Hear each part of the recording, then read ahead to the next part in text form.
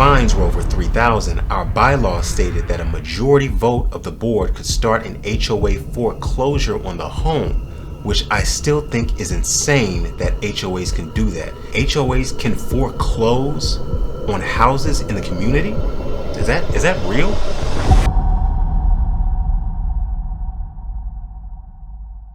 Welcome back to another episode of Based on a True Story. I am Rafael Omar, and today I've got a story for you about the evils of Homeowners Association. I can't even say it because I don't live in a house, so I guess that I don't really have much experience with HOAs, but apparently somebody has had such a massive issue with them that they gutted the HOA in their own community. It's an interesting story.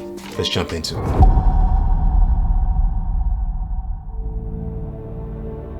This is the story of how I completely gutted my community's HOA board and foreclosed on one of their houses after they disrespected me.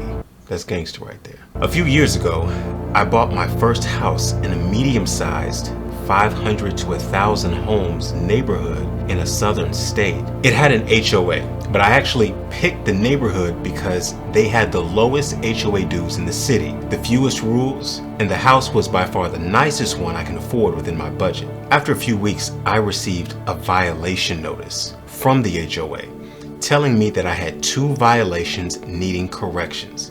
1, my lawn was not green enough, and 2, my trash cans were too close to my driveway. I was thoroughly confused about the first violation, as it was February, in the middle of winter, so of course my lawn was dead, like pretty much everyone else's. I assumed that either this was a mistake or an existing offense from a previous owner. As for the trash cans, I kept them on the side of my house, and I think when the HOA came by, my trash can stuck out past the side wall by about a foot or so. How dare I? I shrugged them off and continued on. Come March, I got another notice, this time fining me for both violations.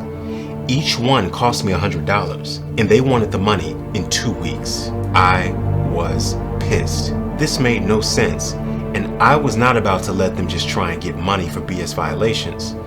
So I called the management company that worked with the board to get them appealed. The lady told me that I needed to appeal directly to the board and that I could do so at the next annual meeting in a few days. So, of course, I showed up to the meeting. Prior to it starting, I met with a few homeowners and learned that they were all there for similar BS violations and were pissed off too. I then talked with one of the members of the board about the fine appeals process. He was an older guy in his 70s with short gray hair and a very worn and angry face. He asked what I was getting fined for, and when I told him, he just looked at me and said, "And you should get fined for that. Young people like you not taking care of their homes is the whole reason I got on this board. Learn to be a better property owner." This dude was the VP of the volunteer board telling me that I didn't know how to take care of my house. What a sad life. The meeting then started, and the moderator mentioned that since this was an annual meeting, we would be voting on 3 out of 5 board members. They had some applicants on the board, and we could also nominate someone today. That's when I had the idea of how I could get my revenge. When the election part of the meeting came, I nominated myself, gave some BS speech about how HOAs were not there to make money and that I wanted to serve my community. I won in a landslide. And you could see the board members getting annoyed because of how they had scowled during my speech. After the meeting, I appealed my violations in a very elegant way, and they agreed to waive my trash can violation. As for the grass one, apparently since I had weeds growing in my yard, a tiny patch in the corner, they were still fining me because the weeds were turning yellow after I sprayed them. I was dumbfounded by how they could get away with this. But they used a technicality in the bylaws that I had signed, so I ended up losing $100. Now here's where I get my revenge. I'll be honest, I had not expected this to work. After joining the board of 5, including myself, I was appointed secretary and had to maintain meeting notes and review records. They specifically told me that I was not allowed to propose new policies, but I could vote on new ones proposed by the VP or president, which I later learned was actually a violation of their own rules. I voted every new rule down as long as I was in that position. I decided that my best course of action was to listen to how the others operated and look for an opening to get each of them off the board. The first opening came when the president, who literally looked like the most Karen woman ever, mentioned that she wanted to find people for flowers that were not a neutral color. Basically, if a homeowner wanted to add something like turquoise flowers, we would find them. She apparently had a neighbor that had flowers that she didn't like, and she wanted to use the board to stop them. It was pretty insane. So I then started my revenge on her first. I started a message thread on Slack, since that's how we communicated, with the other board members and asked what they thought about her policy and reasoning. After far too much deliberation, 2 of them honestly thought that this was okay. We agreed that the policy went too far. I then made a long post on the main channel telling her that her actions were not only wrong, but that she should be excused from the board. When she inevitably flipped out, I called a board meeting the following week, and the other 4 board members voted her off for targeting a community member for personal gains. She gave a sob story about how the board was her life and that the neighborhood was like her child, but I didn't care. That was 1 down. I convinced one of my good neighbor friends to join a little later on to take her spot. The next members I targeted were the treasurer and director, as I wanted to save the VP for last. They were actually pretty easy to get off the board because they were very easily swayed by public opinion. So I made a fake account on Nextdoor and waited until spring, when most of the violations go out. When the letters came out, I looked for angry posts on Nextdoor.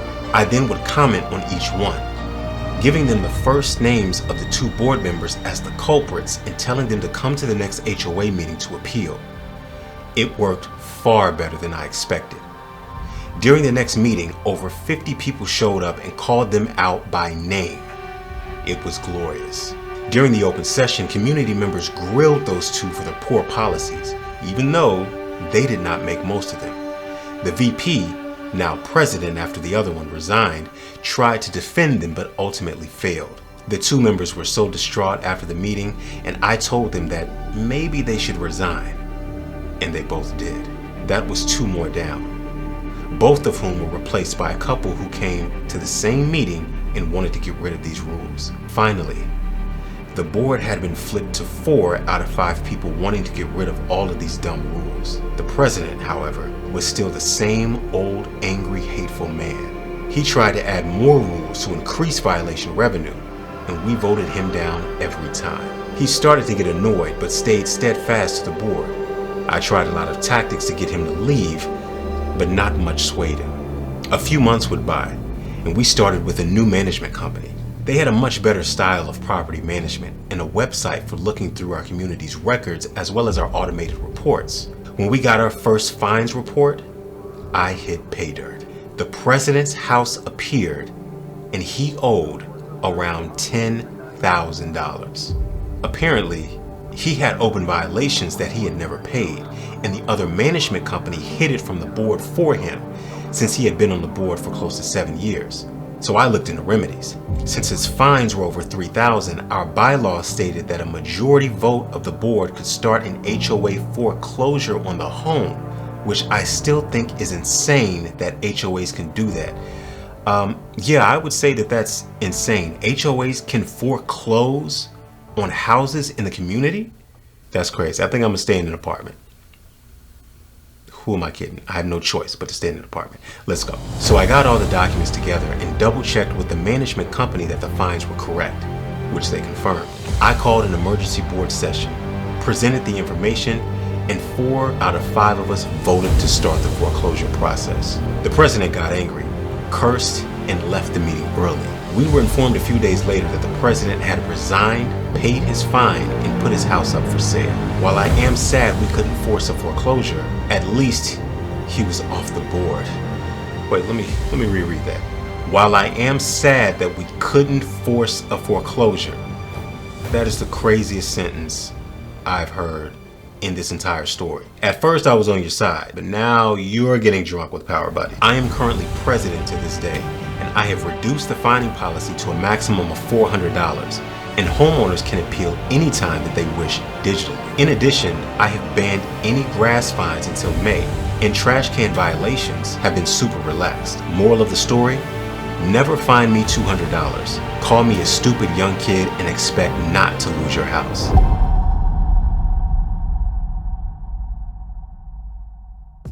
Wow, okay.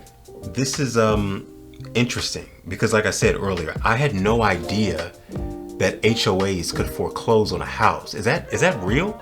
I am nowhere near having that issue, so props to all of you homeowners out there. And you know, I've thought to myself, would I join an HOA? Because if joining the HOA means that I can prevent this type of stuff from happening, I think I would happily do so. However, I'm also super lazy, so I don't have to do any work. So lazy, being on the HOA board, I don't know how that's gonna work out. They say that absolute power corrupts absolutely. Already, you showing signs of corruption. Well, let me go back to that line. You said, I am sad we couldn't force a foreclosure. Whenever I get my house, I might have to go ahead and hop on that HOA. That way I can know what it feels like to be drunk with power. Series Hybrid says, I think the biggest problem with HOAs is that many of the people that get involved are retirees and they have no friends or hobbies. So the HOA power becomes a whole self-image. It becomes their whole self-image. I think that's true with really any board, especially the church. People who don't really have much going on in their personal life, it just goes to the head. And I've seen it personally the most in church, but I'll leave that alone for another video. Sabic1 says, last summer we had a freak windstorm in Arizona and the tree in my front yard got ripped out. They fined me for having bare patchy spots in our rocks. Yeah, there was a big patchy spot where a freaking tree used to be. Similar to OP, we had a busybody with nothing else to do on the board who putt-putted by in her golf cart the week after the storm, taking pictures of everyone's yards. Luckily, the president waived the fees. Man, the more of this that I'm reading, the less fun HOAs sound. Like, you know, I would love to get my own house, but I don't want to have to deal with this. Favorite Auntie says, many HOA management companies get paid extra for each violation letter they send. This incentivizes them to issue violations for every stupid, petty possible violation. If the person appeals and gets it cleared, the management company gets paid anyway. If your HOA is crazy about rules, ask a board member if they're getting paid for it. I worked for a large multi-state HOA management company. So an HOA company is able to bill whatever community they're managing for each violation letter they send out. That's gonna cause some BS behavior. But that's not unlike many other property management companies. Listen, that's a hustle. That's a hustle. I can't necessarily knock you for the hustle, but I can because it's dishonest and it's ruining people's lives. So HOAs can suck a fat one as far as I'm concerned. But yeah, that's pretty much all we got for you today. And remember, if you have a crazy story, something that's happened to you in the past and you're like, man, I can't believe this happened, somebody needs to hear about this story, go ahead and drop an email to us. The email is in the description. Send me an email. Let me know your story. You might just see it on the channel. I'll see you in the next one.